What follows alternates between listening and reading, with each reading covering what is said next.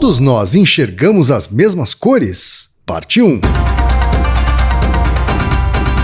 Naruhodo. Bem-vindo ao Naruhodo, o podcast para quem tem fome de aprender. Eu sou Ken Fujioka. Eu sou Altair de Souza. E hoje é dia de quê? Fúteis e úteis. Altair, vamos para os recados da paróquia. Quais são? Número 1, vai no iTunes Store, dê 5 estrelas e faça o seu comentário. Isso aí. Número 2, indique um episódio do Naruhodo para alguém que nunca ouviu o Naruhodo ou mesmo nunca tenha ouvido um podcast. Vamos aumentar o tamanho de nossa podosfera. E número 3, Altair.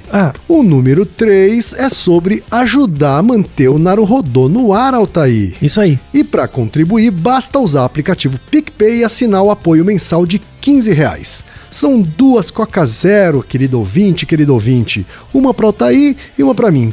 E como assinante, além da nossa gratidão, você terá 3 coisas. 1. Você terá acesso ao grupo secreto no Telegram, ou seja, assinante pode conversar com a gente e com a comunidade de ouvintes assinantes.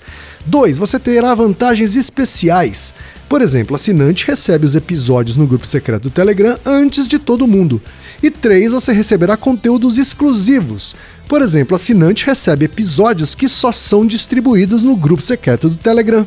Então é isso, baixe o aplicativo PicPay e assine o apoio mensal. Com o PicPay você ainda vai poder pagar boleto, transferir dinheiro entre amigos, recarregar celular, sacar o saldo em qualquer banco 24 horas sem taxa. E olha só, no primeiro mês de apoio ao Naruhodo, você ainda tem um cashback de R$10. Isso mesmo, você assina e recebe R$10 de volta. Tá? Agradecemos desde já e participem, por favor. É isso aí. Antes da pauta, mais um recado. Naruhodo abre espaço para os podcasts das Minas, porque representatividade é importante também na podosfera. O destaque de hoje vai para o podcast Sonora. Ouça o recado que a Thalita Takeda deixou para você, ouvinte do Naruhodo, e conheça o podcast Sonora. Sonora é um podcast dedicado à música. Para quem quer entrar no mundo da composição e da produção musical, esse é um prato cheio. Toda semana, eu, Thalita Takeda e Tami Belfer convidamos um músico para contar sobre seus processos criativos, como ele compõe, como os discos são produzidos e a divulgação desse material.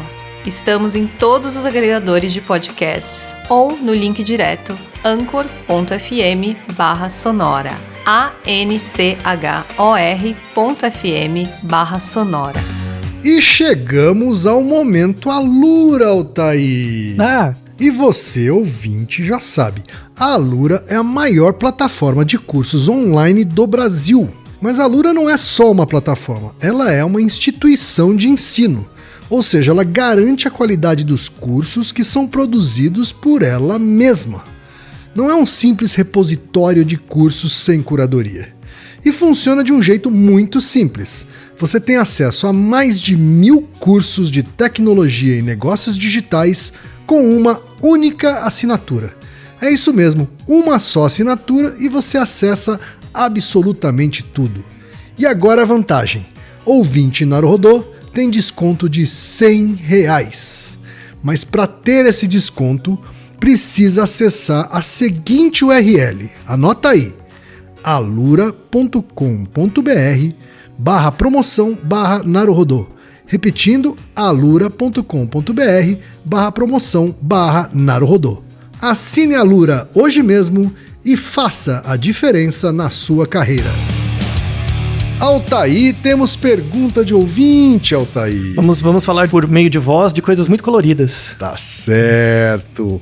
A pergunta, Altair, veio do Lucas Valadares, que tem 23 anos, é belo-horizontino e trabalha com comunicação digital, Altair. E ele diz o seguinte: primeiramente, gostaria de parabenizar o belo trabalho de vocês. Obrigado. Desde jovem sou apaixonado pela ciência e por curiosidades e me divirto e aprendo muito com o conteúdo de vocês. Devo dizer, já é o meu podcast preferido da casa. Obrigado. Olha só, que maravilha, hein? Mas aí ele manda a pergunta, Altair. Quando criança, um belo dia me veio à cabeça. Será que todos enxergam as mesmas cores que eu? Deixa eu explicar. Me pergunto se quando 2 pessoas olham para uma camisa azul, por exemplo, as 2 pessoas enxergam o mesmo azul ou não. Ou se o primeiro enxerga azul, mas o segundo capta isso como verde ou outra cor qualquer. E como ambos foram educados a chamar essa cor por azul, assim acabam fazendo. Isso poderia justificar os diferentes gostos por cores que possuímos? Enfim, espero ter sido entendível. Essa é uma questão que me veio quando aprendi o nome das cores no pré-primário. Faz bastante tempo, hein? Tem também o e-mail do Juliano Alves de Oliveira, que tem 29 anos e é cientista de dados de São Paulo, Altair. Ele também pergunta: uma das coisas que me intriga desde pequeno é o seguinte: eu enxergo a mesma cor que outra pessoa? É possível saber se o que eu percebo como vermelho é percebido por outra pessoa da mesma forma? Por que existem pessoas com melhor senso estético na escolha das cores? Será que elas enxergam as cores diferentes de nós, réis mortais?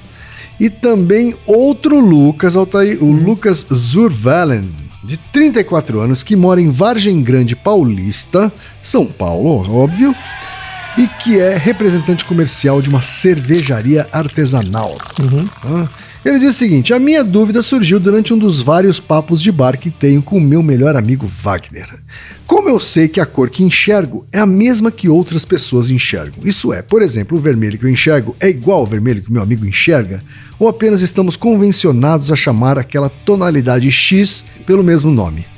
Percebemos uma diferença com o daltônico, pois eles têm dificuldade de diferenciar as tonalidades de cor, mas e se todos, de certa forma, são daltônicos e enxergam as cores de forma diferente? Seria possível ensinar um daltônico a diferenciar as cores só convencionando ele a chamar uma certa tonalidade pelo nome comum? Bom, espero que mais essa dúvida seja sanada e que eu possa mostrar a resposta para o meu amigo numa próxima rodada na mesa de bar, Altair. Olha só, levar a ciência para a mesa de bar é o nosso objetivo, É um né, fundamental, Altair? fundamental. Mas você vê que Quando uma a gente pergunta... faz isso, a gente chegou lá. Veja que é uma pergunta que os assola desde a infância. Assim. Pois é, com exceção do amigo do bar aí, os outros desde o pré-primário. Nada impede que essa dúvida também não esteja com ele desde criança. Pois né, é. E você tem essa dúvida? Você já pensou nisso? Já pensei várias vezes. Já? Mas desde criança? Várias vezes. Não, desde criança não. Não ocorria muito? Não, foi mais tarde. Mais tarde. E você chegou a alguma conclusão quando você pensava nisso? Se o seu vermelho é o mesmo vermelho dos outros? Eu só inferi. Não, mas o que você acha? Baseado no meu repertório parco, Isso. eu fiz uma inferência. Qual foi? A minha inferência é que sim, existe diferença de percepção de cores entre as pessoas. Mas vamos usar, assim, eu vou começar pelo seu raciocínio, porque essa é uma questão extremamente difícil. Porque você mistura duas áreas, que é a área de percepção e a área de linguagem. Tá. Porque uma coisa é a cor que você vê, Isso. né? A cor que você enxerga, outra coisa é a cor que você percebe. Verdade. E aí a outra é a cor que você fala.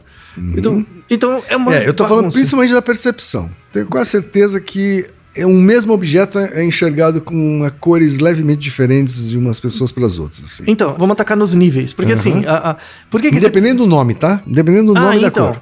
Porque assim, por que esse episódio é duplo? Porque tem pelo menos 2000 anos de história, em várias áreas diferentes, elas não convergem, e assim, o final é que é uma celeuma, é uma bagunça, mesmo, não dá pra... E uma parte é porque é realmente difícil atacar o problema, e outra parte é porque, como as pessoas vêm de tradições epistemológicas, de conhecimento diferentes, elas não se conversam, tá? E é difícil simular mecanicamente o que cada um de nós capta como cor. Sente. Não, então, pensa nos níveis, tá? Materialmente é fácil. Tá. Então, se eu pego o seu olho, os seus receptores do olho, todo mundo tem os mesmos. Sei. Temos o nosso episódio sobre daltonismo, que é quando dá pau nos receptores, tal, do RGB lá, dá diferenças.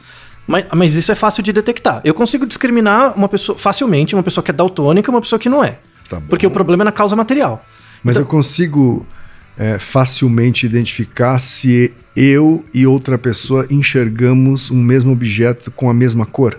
Então, de novo, no nível material dos neurônios, se eu uso um EEG com você, eu consigo. Eu consigo saber o padrão de atividade neuronal dos seus neurônios frente a uma cor e se a outra pessoa reage do mesmo jeito. Mas o padrão neural dela, só o fato do padrão neural dela ser o mesmo que o meu, significa que a gente está enxergando tonalidades iguais? Muito bem. Aí voltamos na definição clássica de sensação e percepção. Pensando por sensação, que é a atividade neuronal dos receptores, sim. Tá. Os dois... Se a ativação é a mesma, os dois tiveram a mesma sensação. A questão é como isso se torna conceito e depois como se torna palavra. Certo. Na primeira parte, no que diz respeito à sensação, que é a causa material, dá pra falar que pessoas que veem o mesmo objeto, se virem pelo mesmo ângulo, com a mesma iluminação e tal, e ativar os mesmos receptores no mesmo grau, elas viram a mesma coisa. Elas enxergaram, mas não quer dizer que elas viram. Certo. Tá? Agora, a percepção, uma pode falar, sei lá, verde, a outra azul. Isso. Então, pode nem acontecer cheguei nesse isso. ponto. Então, nem cheguei nesse ponto. Não, a fala pode sair diferente. Apesar dos receptores serem parecidos, a fala pode sair diferente, o pensamento pode sair diferente. Certo. Por isso tem que dividir esses 3 níveis nos 2 episódios. Tá? O primeiro nível eu vou construir o nível filosófico. Vai ser uma aula basicamente de filosofia e epistemologia. Certo. Tá? Porque vem de muito tempo. E aí eu quero deixar, assim, no final desse episódio, mostrar que tem 2 grandes áreas, assim, e elas conversam muito pouco. Sei. Tá? Os artigos onde essas áreas conversam começou a partir de 2015, que é hoje à tarde. Né? Certo. Então, basicamente a gente fala das áreas biológicas e das áreas culturais. Assim, que, muito recente, né? que sempre tiveram aquela briga. Então a primeira parte a gente vai falar... Eu não vou falar dos receptores, sabe? Da parte do olho mesmo, da causa material. A gente fala bastante até da causa material no episódio sobre daltonismo. Eu vou falar da origem mesmo. Por exemplo, as pessoas enxergam a cor nas coisas. Tá? Então o fato de você olhar a natureza e ver que tem coisas de cores diferentes, você percebe. Você sente que coisas têm cores diferentes. Tá? Mesmo que você, assim, quanto mais industrializada a sociedade, maior a necessidade por mais nomeação de cores. Certo. Mas se você mora, por exemplo, sei lá, depende muito da região geográfica onde você mora. Se você mora num deserto, você tem cores, mas menos variabilidade. Se você mora, por exemplo, sei lá, no Polo Norte, tem uma outra variabilidade. Se você mora numa região tropical, tem outra variabilidade. Tá? Uma coisa é você enxergar as cores, outra coisa é a necessidade de nomear. Tá? São coisas diferentes. Tá? Então, a grande discussão por trás disso é que, assim, você tem uma questão perceptual da cor e você tem uma questão linguística, que é o nome que você dá. Certo. Tá? E tem uma questão central que não tem resposta. Eu não vou dar resposta pra isso, eu me nego, porque eu não sou nem linguista, nem antropólogo, nem não sou nada. Tá? Eu só vou apresentar o problema, que é se a linguagem molda a percepção. Tá? Então, por exemplo, quando eu falo do seu receptor do seu olho, onde a luz entra, estimula o receptor, vai pro seu cérebro, eu não tô falando de percepção, tô falando de sensação. Certo. Sensação é fisiológico, é nervo, é gene, sabe, umas coisas assim. Quando o sinal entra no seu cérebro é onde a linguagem aparece. A linguagem ataca. Tá. Então, a linguagem ataca, ela afeta a sua percepção. Então, eu vou dar o exemplo que eu já dei em vários Naruhodos. Eu boto a mão numa chapa quente e eu tiro a mão automaticamente. A sensação é eu ter o reflexo de tirar a mão. Isso é só uma mera reação do corpo. Outra coisa é, nossa, tá quente. Você transformou isso num pensamento, depois linguagem. Sim. Isso é percepção. Certo. Tá? Será que a linguagem... É depois. Depois. Geralmente a sensação vem pra frente, vem primeiro. Sempre a sensação vem primeiro, que é a reação do corpo. Certo. Né? O medo, por exemplo, né? Emoções, assim, você vê o bicho, você corre. É a sensação, você corre. Depois, por que eu corri? Né? Aí vem a percepção, depois a linguagem. Tá? Percepção, pensamento e linguagem. Então a grande pergunta é se a linguagem molda a percepção da cor. Certo. Tá? Então, por exemplo, uma pergunta muito interessante de responder. Assim, como que eu aprendo a discriminar azul de verde? Por exemplo. E será que a aprendizagem de discriminar azul de verde tem a ver com a língua que eu aprendi? Se eu tenho português como língua nativa, eu aprendo diferente se eu tivesse japonês? Ou tivesse inglês? Certo. São perguntas difíceis, tá? Sem dúvida. Então, é treta, entendeu? Por isso que eu vou pular a parte fisiológica, tá? Vou supor que a sensação tá ali a mesma coisa, mais ou menos, porque, na verdade, a linguagem afeta a sensação também, mas eu não me nego a entrar nisso agora, tá? Vamos falar do histórico da relação entre linguagem e percepção. Começou, assim, tem tempos imemoriais, mas o texto mais sólido que fala sobre a percepção de cores vem do Aristóteles. Tá? 2 anos, Aristóteles já bastasse, fala tudo, né? Criou as 4 causas, vem tudo, né? Cara, não é fraco não, né, Frei? Muita gente acha, inclusive tem teorias que Aristóteles, na verdade, foi várias pessoas que escreveram compilados. Eu não me espantaria, né? Nem eu. Mas, assim, 2000 anos atrás, Aristóteles escreveu um livro que chama sobre... O nome em latim é Descensos, ou Sentidos, né? Certo. Que descreve os sentidos e tal.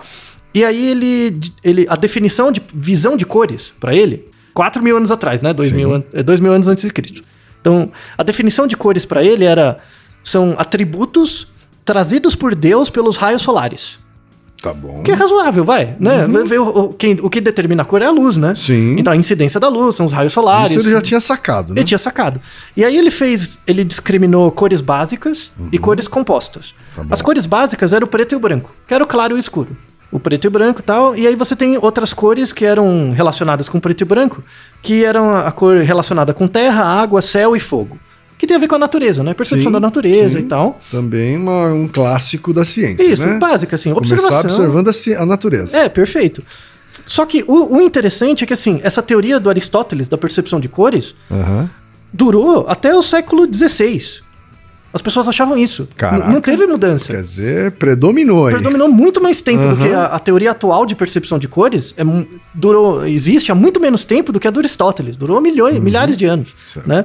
Por quê? Porque as pessoas não conheciam fisiologia do olho. É muito difícil, tecnicamente, de atacar, né? Então, assim, começou com Aristóteles, teve essa ideia. Por exemplo, Leonardo da Vinci inspirou a paleta de cores dele no Aristóteles. Nessa percepção de cores. E Leonardo da Vinci veio muito depois, né? Entre eles, teve várias pessoas. Uma delas é o imperador romano, Plínio o Velho. Né? Plínio o Velho, ele escreveu uma espécie, junto com outras pessoas, escreveu uma espécie de enciclopédia, que ele queria reunir todo o conhecimento, chamado Historia Naturalis. E aí ele resgatou as ideias do Aristóteles. Só existe essa percepção do Aristóteles das cores graças a esse imperador, que resgatou os textos e organizou. Tá? Só que isso, Leonardo da Vinci também usava essa coisa dos sentidos, das cores, do preto e do branco e as modificações. A primeira pessoa que deu uma alternativa à visão de cores do Aristóteles foi o Newton. 1660, muito tempo depois, né? Graças à física. Né? Newton era um físico, experimentalista, escreveu um livro que chama Tratado de Óptica, né? Então ele usava o prisma, aí decompunha a luz do sol no prisma e via o arco-íris, as cores, né? E aí tem uma frase desse livro que eu até separei que é interessante, que ele falava assim, abre aspas, se a luz do sol consistisse em apenas um tipo de raio, teríamos apenas uma cor no universo, ou no mundo todo. A gente só teria uma cor, né? Se a luz do sol fosse só um raio, né? Uma vez que você passa ela pelo prisma, ela se decompõe em diferentes comprimentos de onda. Então ele foi o primeiro cara que percebeu que a luz, na verdade, é uma composição. Ela não é uma coisa em si. Ela é um processo emergente da junção das cores. Quando você junta várias cores, você cria o branco. Né? E isso foi uma sacada que influenciou muita gente depois. Porque, por exemplo, assim, primeiro veio Aristóteles, é o grande braço, né? Aí o Newton propôs uma explicação física, né? Bem física mesmo, só que essa explicação da cor, como uma decomposição dos raios lá, das frequências de onda, não é uma explicação do humano, é uma explicação da natureza. É como a natureza funciona, não é como a pessoa funciona. Claro. Né? E criou um braço. Aí uma galera veio ali atrás do Newton e falou, legal, se você conseguiu decompor a luz no prisma, a gente consegue estudar as propriedades da luz. Né? Foi tudo bem, né? E ajudou muito. Então, essa sacada do Newton, da percepção de cores, ajudou, não da percepção, né? Mas da construção física da cor, ajudou a perceber que existiam cores que eram criadas por adição. Você juntava cores para gerar outra, e cores que eram por exclusão. Você tirava coisas. Tá? Essa sensação, né? Então, eu podia pegar uma frequência de onda, tirar uma parte dessa frequência e virava outra cor. Né? O espectro de luz e tal, graças ao Newton. Só que teve uma reação ao Newton, né? Que veio do Goethe. Do Goethe. Goethe, do outro lado. Arte, sabe? Coisa. Escritor. É isso, do outro lado. Ele falava, ele odiava o Newton. Assim, o Newton nunca brigou com ele, mas ele não gostava do Newton. Por quê? Então. Qual que era a treta dele com o Newton? Ele tirou a treta da cabeça dele. O Newton tava lá, me deixa aqui com o meu laboratório. O Goethe chegou e falou, não, mas quando você tá estudando a cor é uma experiência. Ele falou, a cor é uma experiência. A cor não é essa coisa aí que você tá estudando esse prisma. Isso aí não é cor. Por que eu peguei essa frase do Newton, né, do livro do Tratado de Óptica? Repetindo, se a luz do sol consistisse em apenas um tipo de raio, teríamos uma cor no mundo todo. Então, na verdade, é um espectro de cores, e a resultante disso dá a luz, né, branca e tal. Verdade. O Goethe, ele ficou puto com isso, ele fez uma outra frase no livro dele, que é a teoria das cores. Ele escreveu um livro, e ele falava, o que são as cores? Cores são o sofrimento e a alegria da luz. Veja. Uma visão bem mais poética. Então, né? Veja, eu não sei, é tipo as humanas e as exatas brigando, sabe? A briga começa aí. E começou com o caso, coitado do Goethe, né? Brigando com o Newton. O Newton nem aí. E aí ele falava, não, quando você está estudando a cor do ponto de vista físico, você está excluindo uma parte importante do fenômeno, que é a experiência individual, subjetiva. Sim. Então, uma coisa é você detectar num device, numa máquina, o verde. Outra coisa é eu sentir o verde. O que o verde representa pra mim. Sabe, essa coisa subjetiva? Sim, sim. Apesar do Goethe ser meio namastê gratidão, assim, nessa parte, mas ele deixou uma sacada muito importante, que é a diferença entre a percepção da cor e a sensação da cor. Né? O Newton estudou a sensação da cor. Né? Agora o Goethe foi atrás da percepção da cor. Né? E aí ele dava uma definição que eu gosto muito, assim, muito interessante, que ele fala que a experiência subjetiva individual das cores é uma experiência inefável. Tá? Inefável. Inefável. É importante definir, para quem não conhece a palavra. Inefável é uma coisa que você não consegue descrever em palavras. Sim. Tá? Então ele foi o primeiro cara que botou essa diferença, que é a sofrimento do nosso amigo aí, que desde criança tinha isso. Porque quando o Newton descobriu lá a decomposição das cores, você não responde a questão infantil. Então assim, tudo bem, eu consigo pegar um prisma e criar o arco-íris. Mas por que esse pedaço aqui eu vou chamar de vermelho? Por quê? Por que eu? Por que você também chama de vermelho? Sabe? Onde que surge isso? É a experiência individual. Isso é inefável. Então, dentro de você, existe uma percepção inefável da cor que é só sua. Que é o sofrimento e a alegria da luz. Né? Só sua, então significa que já estamos adentrando aqui na parte da resposta que disse a diferença entre uma pessoa e outra? Então, sim, uma parte. Assim, segundo Goethe... Pro Newton não, é tudo a mesma coisa. Mas ele atacou só a sensação. Certo. Pro Goethe existe uma experiência individual sua. Existe um vermelho que é só seu. É a opinião dele. Eu não esgotei o assunto, porque a gente tá 400 anos atrás. Tá? Existe um vermelho seu, só que quando você transforma isso em palavra, você faz uma concessão. Você faz uma concessão. Você abre mão da experiência do divino, da cor, e abre mão para que os outros te entendam em chamar aquilo de vermelho, ou de verde, ou de azul. Tá? Então existe um... Interessante essa visão dele. Sim, sim. Não, abre braços diferentes. Então, sofisticado esse pensamento. Muito, muito. Né? Essa coisa de você abrir mão pela uma espécie de universalização. Assim, isso, né? do nome, para que as pessoas se entendam e você sobreviva. Meio que nivelar por baixo, assim, né? Então, mas qual é o objetivo último que o próprio Goethe coloca? Por que a gente abre mão da experiência inefável da cor para ser entendido, para sobreviver? Claro. Ele anteviu Darwin. Verdade. Ele anteviu, na verdade, ele não anteviu Darwin, não. Ele anteviu o mal-estar na civilização do Freud, sabe? Então, essa experiência de você abrir mão da sua experiência estética individual em nome do coletivo. Sim. E deixa um resíduo, sabe? Alguma coisa, alguma insatisfação. Sim. Não, mas e tudo bem que isso é vermelho, mas não é o meu, vermelho. Sabe? Crianças têm muito isso, essa lógica infantil. E eu acho que é uma coisa que faz sentido vir de um cara como Goethe, porque acho que a experiência artística é tentar não abrir mão disso, né? Exato, é o inefável, a experiência do inefável. Então, lembre que o Goethe foi um dos pais do romantismo. Sim. Então tem aquela coisa da sofrência e tal. Ele é o primeiro rei da sofrência. Isso, né? Nossa, tanto é que matou um monte de gente. O primeiro, como é que se diz? Forró sertanejo. Foi o precursor do tecnobrega e do forró sertanejo. Né? Do Naldo, sabe? Romantizou o suicídio. Isso, o homem não chora, sabe? Aquelas coisas todas. Então, mas essa experiência é importante. Assim, ele descreveu isso como sendo importante, mas não deu nada pra testar também, né? É bem a coisa do artista, né? Que mostra a contradição, mas não ajuda tanto. Mas enfim, e baseado no livro dele, Teoria das Cores, teve um outro pesquisador aí da área de artes mesmo, que é o Leblon. Certo. Né? E aí, em 1722, o Leblon deu uma sistematização. O Leblon era mais um artista plástico. Ele queria se preocupar com a teoria da arte plástica. Então, ele foi o primeiro que reparou... Ele foi o que criou essa definição que a gente aprende na escola. De cor primária, cor secundária...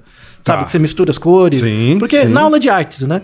Ele foi um dos primeiros que deu uma ideia disso para pintura. Ele foi o que teve uma sacada, graças ao um pouquinho do Goethe, né? Ele juntou um pouco o Goethe com o Newton. Tá? Ele viu que se você tem algumas cores que são chamadas cores aditivas, que você mistura cores para ter uma outra. E tem cores que são chamadas cores subtrativas, que você tem que diluir uma na outra para aparecer cores. Certo. Que é isso que o pintor usa, né? Então, às vezes, ele mistura duas cores na mesma proporção, às vezes ele coloca muito mais de uma do que da outra, né? Então, ele dá um exemplo no livro, 1722, Quando você olha a luz, ela é um componente aditivo. Como é que eu crio o branco? Eu vou somando todas as cores para ter o branco. Sim. Como é que eu crio o preto? Eu vou tirando as cores. Sim. Tá? Isso é aditivo. Hoje a gente tem TV. Como que funciona a TV? Né? Ela tem aqueles RGB e ela vai somando, misturando. Quando você aumenta a maior saturação de verde, vermelho e azul, fica preto. E aí os tons disso vão dando as demais cores, né? Esse degradê. Quando você pega a tela do celular, do computador, é tudo um mecanismo aditivo, né? Quando você vê, por exemplo, um livro, a impressão de um livro, ela não é aditiva, às vezes ela é subtrativa. Eu imprimo um nível de cor, depois eu imprimo outro para diluir o primeiro, para aparecer cores, outros tipos de cor. Então, ele foi o primeiro que deu uma sistematização mais prática também, né, do uso de cores. E ele foi o primeiro cara que tentou misturar um pouco da teoria do Newton com do Goethe, na prática, né, da arte. Porque o Goethe era mais artístico mesmo e esse cara era um pouquinho mais aplicado, né? Tudo bem. Aí, seguindo no braço do Goethe, né? Então tem o Newton de um lado, o Goethe do outro. Aí veio esse Leblon, que deu uma sistematização no mundo das artes plásticas, da pintura e tal. E aí teve uma pesquisadora, assim, que é a Eva Heller. Aí já mais perto do século XX, a Eva Heller... Ela não é psicóloga, mas ela escreveu um livro que chama Psicologia das Cores. Que é um livro... É engraçado, eu tenho sensações ambíguas com esse livro. Porque ele é tão ruim que é bom. Sabe? Porque ele dá a volta, é isso? Eu não sei se ele dá a volta. Eu tenho sensações ambíguas com esse livro. Porque assim, muita gente deve ter visto em livraria, chama Psicologia das Cores. Ficou muito, muito famoso na língua portuguesa e espanhola. Né? Teve uma... Ele tá ele ficaria na mesma estante do poder do hábito, assim, isso? Ele não é autoajuda. Ele não é autoajuda. É que assim, é interessante você ler esse livro. Mas o uso da palavra psicologia, você acha que foi meio leviano, assim? Não, porque ela não é psicóloga, mas ela fala que assim, uma percepção de cores voltada no sujeito. Por isso que fala psicologia, entendi. Que é da psique, né? Da maneira como as pessoas percebem. Tá?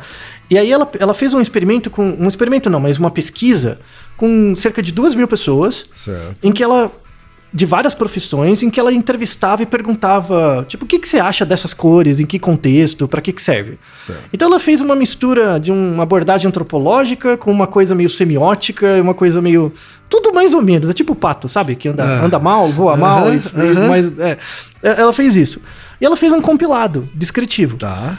Esse livro, ele reflete muito o pensamento do Goethe, assim, de tentar pegar o inefável, sabe? O que sai do povo, essas percepções gerais, e organizar num livro. Se você lê, a melhor experiência foi ter lido esse livro. Eu tenho esse livro. Tem um livro? Eu tenho. É um livro que você lê, não tem uma referência de nada. Ela não se baseia em nada. Ela só se baseia nos resultados do que ela coletou. Tá? Que é muito bom, assim, do ponto de vista antropológico, por isso tem um caráter legal, que ela escreve direitinho, mas várias coisas que você lê hoje não faz mais sentido. Ela não... Ah, não? Não, é um livro antigo, dos anos 70, não faz mais sentido prático, sabe? As pessoas percebem diferente. Sei. O livro envelheceu mal. Tá? Mas onde que isso é usado, por exemplo, como bibliografia básica? Curso de publicidade, curso de artes plásticas, curso de comunicação, né? Que trabalham com esses conceitos obsoletos. Isso, assim. não, mas na verdade é um obsoleto em termos. Porque, por exemplo, se eu sou um publicitário, eu usei esse livro, eu aprendi, sei lá, que amarelo é relacionado com percepção de custo, de riqueza. Produtos amarelos são mais valiosos. E eu uso isso para fazer uma estratégia de comunicação, isso dá um efeito de halo. Eu convenço as pessoas de que isso é bom, elas compram, e aí eu acredito. Sei. Eu acredito no meu próprio mecanismo. Sabe? Eu digo, produtos amarelos são mais caros. Tô inventando. Produtos amarelos é mais caro. Aí eu faço um produto em que eu faço uma estratégia de comunicação e ele é amarelo. Aí as pessoas compram e resolvem pagar mais caro, às vezes por uma outra razão, que não é a cor. E aí eu começo a acreditar nisso mesmo. Aí eu digo para outras pessoas. Mas é porque primeiro eu fiz ela acreditar que amarelo significa... Muito bem. Sim, prosperidade, riqueza, sei lá. Exato. Como é que você separa o amarelo percebido, né, desse amarelo criado? Não dá. Entendeu? Ou seja, você cria uma necessidade, mas cria um problema porque você não consegue separar a percepção da sensação social. Por isso que esse livro é uma droga. Entendeu que ele é bom e ruim? Entendi. Ele gera uma sensação ambígua? Porque ele funciona, ao mesmo tempo não. E esse é o papel da arte. Sabe? Por isso que eu tô defendendo esse papel do Goethe. Porque o papel do Goethe, e essa Eva Heller bebe nisso, é essa questão de você mostrar... Olha, as pessoas associam de fato amarelo com riqueza. É isso, sabe? Eu tô te mostrando essa informação. Só que isso não é uma evidência. É uma opinião baseada só em 2.000 pessoas, que não foi reproduzido de novo, mas gera um efeito. Porque as pessoas do campo que é responsável pelo convencimento dos outros acreditam nisso. Verdade. Aí vira uma agenda setting. Verdade. Entendeu?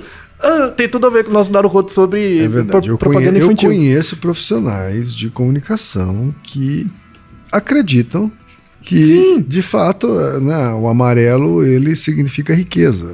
Ele Sim, transmite a sensação de riqueza, Isso. né, ou coisa do gênero. Ou né? seja, eles reproduzem estratégias construídas antropologicamente sem validar e sem separar isso, porque isso é causa eficiente. Eu digo pra você que amarelo traz riqueza, você acredita por uma causa eficiente, que eu tô controlando o seu Às comportamento vezes eu nem com o meu. digo, né, mas eu construo isso. Constrói uma lógica. Eu construo Isso. esse significado. Sei lá, uma coisa do tempo contemporâneo, tá? Dos tempos contemporâneos. Uma coisa que não era verdade até, sei lá, 50 anos atrás. Tá? Que o preto é sofisticação. Ah, o pretinho básico. Né? Sim, é. O preto é sofisticação. Sim. Nem sempre foi assim. Uhum. Né? Mas hoje, e talvez nos últimos 20, 30 anos, né? O preto, ele passou a significar luxo. Passou a significar premium. Significar que vale mais do que outra categoria. Né? Então, assim, todos os... sei lá... todas as categorias superiores de banco... né, ou de Os cartões, ou premium. de produtos de luxo mesmo, né, eles usam o preto como a cor básica. Isso. Né, a cor que faz parte dos materiais, né, do fundo, do cenário. Sim. Né?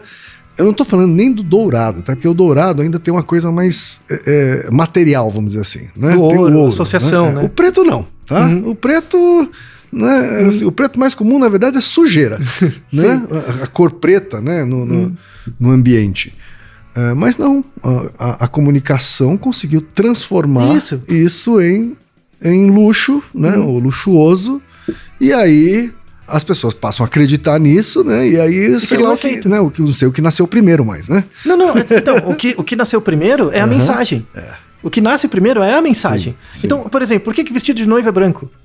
Isso é uma construção, é uma expectativa. Dúvida, você vai criar, é uma aprendizagem. E por que branco é pureza? Isso, exato.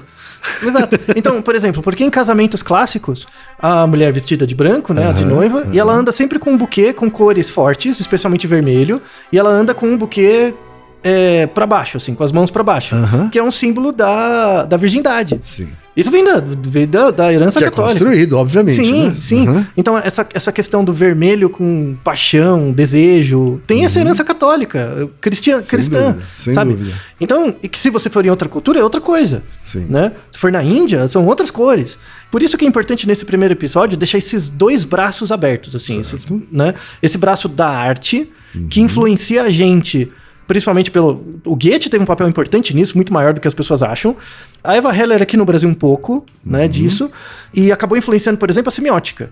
Né, a lógica da semiótica, que mesmo gente que estuda semiótica não estuda direito porque falta matemática, né? Porque o Peirce, na verdade, ele era um engenheiro. Vou favorecer dois engenheiros nesse episódio. O primeiro é o Peirce.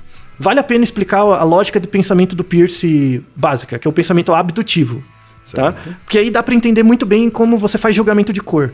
Tá? O que é o pensamento? Assim, a gente tem um pensamento indutivo e dedutivo, que eu discuti muito no Se a Ciência Pode Explicar Tudo, vai estar na descrição. O Peirce, no século XX, ele colocou um novo tipo de pensamento, que é uma mistura entre o pensamento dedutivo e indutivo, que é o abdutivo. Tá?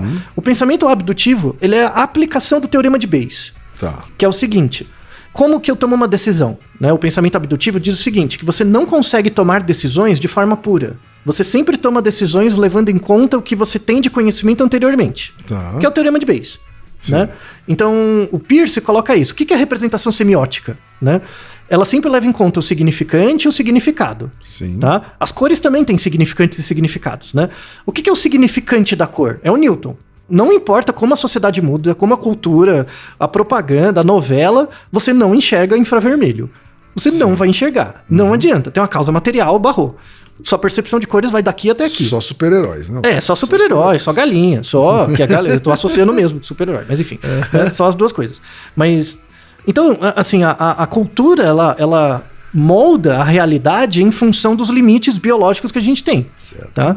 Então, o Newton, na verdade, ele descreveu os significantes das cores. Né? Os significantes, que é onde a gente enxerga como, o limite. Aí o texto dele, né, da teoria sobre óptica lá, o tratado de óptica, gerou, por exemplo, as aplicações físicas que depois foi para medicina. Aí você desenvolve os problemas de visão, desenvolveu o daltonismo, desenvolveu cura, desenvolveu a parte biológica, médica. Né? É a herança do Newton. Tá? A parte social é a herança do Goethe. que é essa aplicação. É como que eu jogo com esse limite da percepção de cores. E aí você cria os diferentes significados das cores. Né? Então, é isso, o preto representar a sofisticação, só que o importante é que isso é construído. Isso vem de um braço... É importante todo mundo entender isso, é construído. Tanto é que a gente não nasce achando que amarelo significa riqueza. Exato. E preto e que verde significa... sorte. Isso. Ou dinheiro, sabe? Essas coisas de dinheiro. Não é. Isso é construído, totalmente construído. Os significantes das cores a gente tem. Certo. Agora, os significados é construído socialmente. Totalmente. Tá? Por isso que é importante ter esses dois braços. Então, eu já fiz a descrição, né, do Newton de um lado, aí deu origem à medicina, toda a aplicação química, toda a parte biológica. Aí tem o Goethe, esse Leblon, a Eva Heller, e isso desemboca na filosofia num cara do século XX, tá? Que é o Wittgenstein. Né? Wittgenstein é um cara, um dos filósofos que eu mais gosto, assim, Wittgenstein, porque ele foi muito sofrido, era mais sofrido com ele mesmo do que com a vida, assim, porque ele tinha uma vida muito boa. Ele nasceu num berço muito bom, assim, era filho de industriais, sabe? Ele estudou em Berkeley. Mas o sofrimento dele, então, era emocional, assim? Sim, porque ele, desde cedo, ele reconheceu que tinha muito privilégio. E ele sempre foi muito deprimido por isso, muito atormentado. Olha só. É interessante, sabe? Interessante. A vida dele foi bem interessante, assim, porque ele convivia nos ciclos sociais, e era um cara inteligente, né? Com pessoas muito influentes, assim. Ele era amigo do Jung, ele tinha vários... Ele foi um Por cara... que isso? Por que ele tinha esse networking? Porque ele era filho de industriais ingleses, sabe? Dinheiro, da riqueza da família dele. Mesmo. Cascalho. Cascalho. Então, não, ele deu sorte, ele tava ali, mas ele é um cara muito perspicaz também, certo. Sabe? Então, ele foi um discípulo do Bertrand Russell, sabe? Conhecia pessoalmente, com um amigo do cara, estudou em Berkeley, nas melhores faculdades e tal. Ele fez formação em filosofia. Tinha amigos influentes. Muito. E ele percebia isso que era importante, né? E ele teve formação básica em filosofia e matemática, certo. Né? Principalmente em engenharia. Então ele era um engenheiro e também filósofo. E aí ele começou a se debruçar nisso. Ele teve uma briga... Porque, imagina, você ser filho de um industrial, né? O cara queria que você fizesse, sei lá, matemática e virasse industrial, herdasse os negócios da família. Sim. Ele não queria, sabe? Ele lutou muito contra isso. E aí ele se dedicou à filosofia, ele escreveu... E o Wittgenstein é bem interessante porque ele tem duas fases na vida dele, assim. Ele tem uma fase que ele desenvolveu uma teoria, aí ele esperou 10 anos sem publicar nada, depois ele publicou um livro contra ele mesmo. Tanto é que ele falava dele mesmo na terceira pessoa.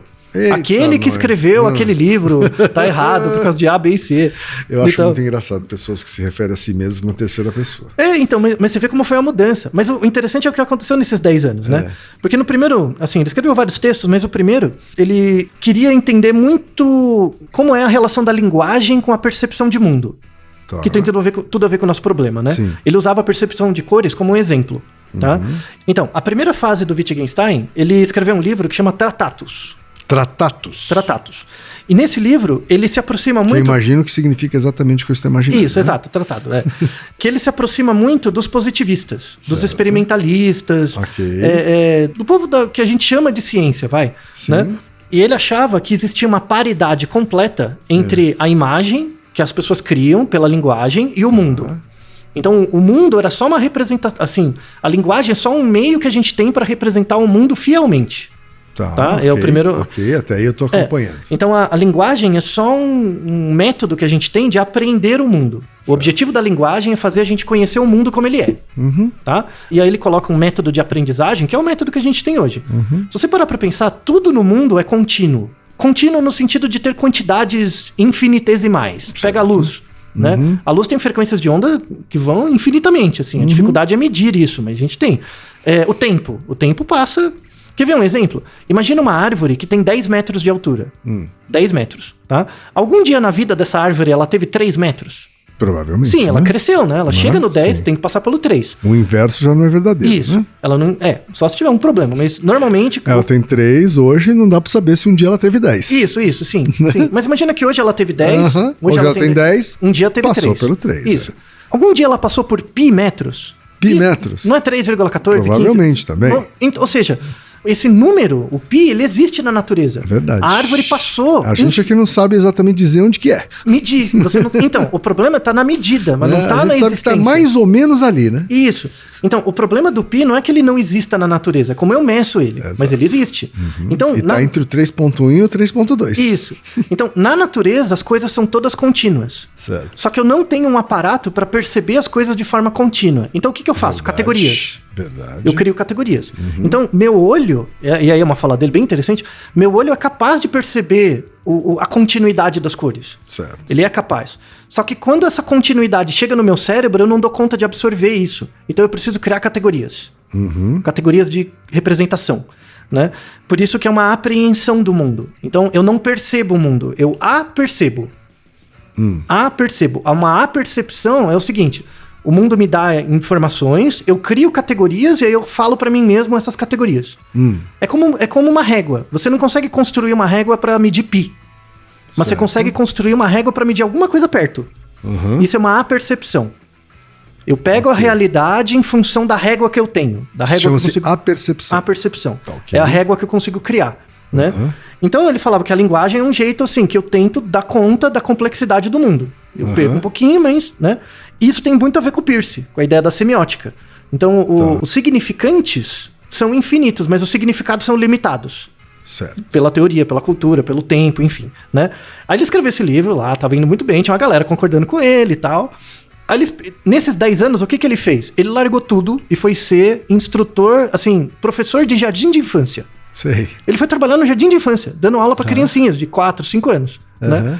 E aí ele foi reparando, porque ele queria fugir do pai, dessas coisas, ele largou tudo e foi trabalhar como professor de jardim de infância. Certo. E aí esses 10 anos deram várias experiências para ele de perceber como as criancinhas funcionavam, como que elas usavam as palavras, como é que elas aprendiam, né?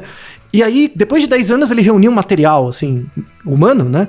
E criou um novo livro, que é o Investigações Lógicas, que vai completamente contra o primeiro. Ele fala, não, a linguagem não é um método de apreensão do mundo. Linguagem é cultural.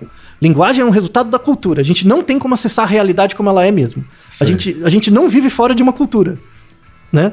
Então ele fala que a linguagem é uma vicissitude da cultura. Não é um meio de alcançar a realidade. A gente nunca vai alcançar a realidade. A gente alcança a realidade mediado pela cultura. Certo. Né? Mano, completamente o contrário. E aí ele fala de uma teoria que chama, de uma lógica que chama jogos de linguagem. O que a gente faz com a linguagem? Eu preciso dar conta da realidade e da cultura. Porque eu nasci num ambiente onde isso é dado. E aí eu crio jogos com as palavras. Né? E aí o Bertrand Russell ajudou muito ele nisso. Né? Eu digo que a utilidade da linguagem está no uso dela. E não no que ela aponta. Então, por exemplo, quando eu falo carro, eu estou usando uma palavra para apontar para uma coisa, carro. O primeiro Wittgenstein falava, essa palavra denomina um carro. Né? Todo mundo que pensa no carro vai usar essa palavra. O Wittgenstein da segunda fase fala, mas por que você pensou nesse carro e não em qualquer outro? Por que você pensou num carro, sei lá, num Fusquinha e o outro pensou num Carmanguia? Sabe? O que é essa imagem mental desse carro? Isso é criado pela cultura. Então você nunca vai ter uma imagem sua do carro. Isso é mediado pela linguagem e pela cultura. E por que você aprendeu carro e não car? Dá uma diferença também. Então esses jogos da linguagem é o que estrutura a realidade.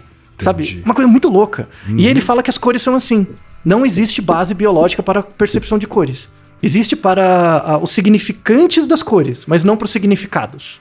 Tanto é que hoje você tem gente que segue o primeiro Wittgenstein e gente que segue o segundo. Tá. Wittgenstein são dois filósofos. Certo. Tá? Tem o povo mais das biológicas, mais das exatas, segue o primeiro. Certo. O povo das humanidades segue o segundo. E usa o mesmo nome. Aí chega uma mixórdia. Porque você tem que falar, é o velho ou o novo? É o primeiro ou o segundo? Né? Mas por que eu usei ele para falar dessa questão das cores? Porque é o estado como a ciência do estudo de cores está hoje. Está dividida nesses dois. E esse existe de fato essa cisão aí. Não, é uma cisão quase esquizoide, assim, entre os dois lados. Um não conversa com o outro direito. Você vai pegar um antropólogo que estuda a cor e ele não sabe como o olho funciona. Você vai ver um neurofisiologista, não sabe o que o povo da antropologia vê cultura diferente usando cor.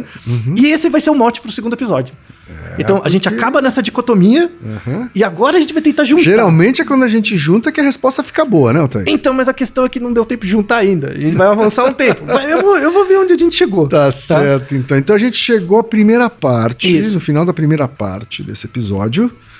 Então, as dúvidas do nosso Essa pergunta ouvinte... parece... Ela é mais difícil do que parece. Muito! Não, por isso que eu demorei. Olha quanta gente perguntou. Pois é. Então, Leia a literatura, porque agora pro segundo episódio a gente vai começar a fechar essa dicotomia do pobre Wittgenstein. Tá certo, então na próxima semana a gente volta com a segunda parte desse episódio. Muito bem. Naruhodô, ilustríssimo ouvinte. E você já sabe, aqui no Naruhodô, quem faz a pauta é você. Você tem alguma pergunta pra gente ou quer comentar algum episódio? Escreva pra nós. podcast@naruhodô.com.br. Repetindo? podcast@naruhodô.com.br. E lembre-se, mande nome completo, idade, profissão e a cidade de onde você está falando. É isso aí. Naruhodo. Esse podcast é apresentado por b9.com.br.